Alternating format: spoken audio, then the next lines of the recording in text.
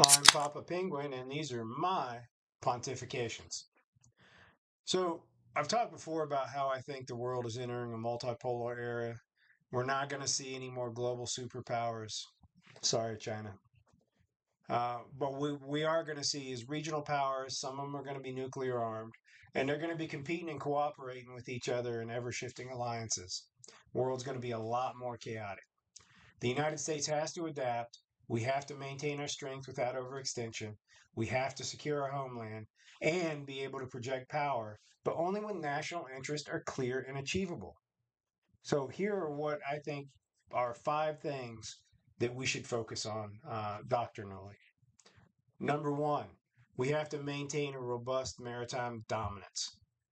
We have the most powerful blue water navy that planet Earth has ever seen. We are capable of striking inland anywhere around the globe, 2, 3, 400 miles, 24/7, 365. We have to maintain that. That is America's path forward. 70% of the world's covered in water, 90% of the world's trades over the oceans. This is how we stay relevant. We need to expand our green and brown water capabilities for shallow, coastal, and riverine operations. We have to invest heavily in unmanned naval platforms and cyber, both surface and submersible. And this is going to enhance our shallow water control without risking personnel since it's getting so hard to recruit people. Number two, we got to streamline the Army and the Air Force. It needs to be focused on homeland defense and cyber, rapid reaction expeditionary forces, and there needs to be an emphasis on strategic airlift, refueling, and long range strikes. This mission drift that so much of the Army and the Air Force have seen, especially amongst like SOF, right? SOF has become bloated and slow and is now focused on God knows what. Um, and SOF has to return to their original concept of being, surgical mission specific roles. We can't have the bloat and the drift that we have right now, right?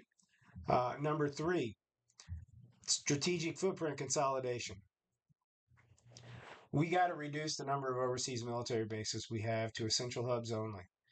We have currently over 700 bases in about half the countries in the world. That needs to be pared down. Essential hubs like Ramstein, Guam, Diego Garcia, yeah, they'll remain. But a lot of the other ones got to go. We got to shift from a permanent presence mentality to a rapid mobility and forward deployment mindset. And our pre-position stockpiles, things like the maritime pre-position forces, need updated and modernized. Number four, intervention criteria. And I can't say this enough.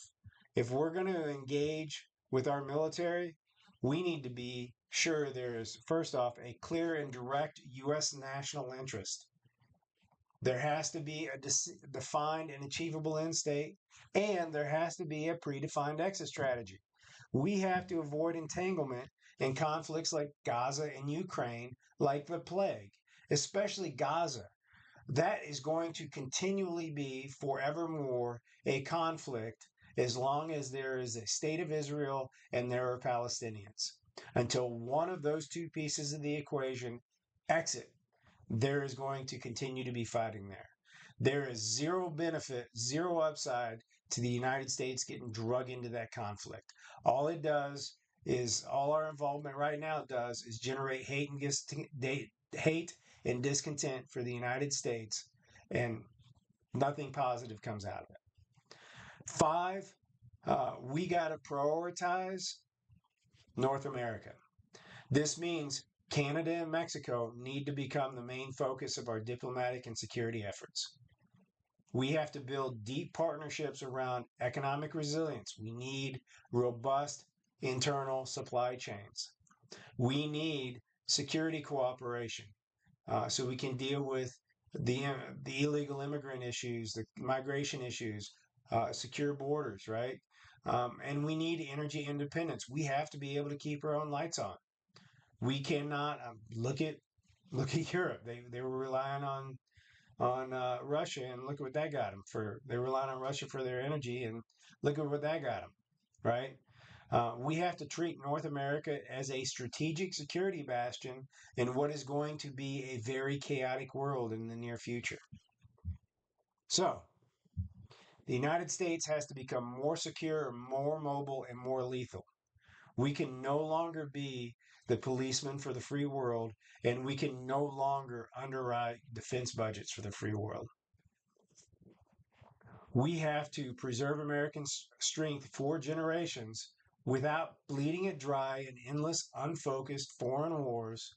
We need to make sure America remains strong, sovereign, and ready, but we also have to be selective, disciplined, and clear eyed about our interests.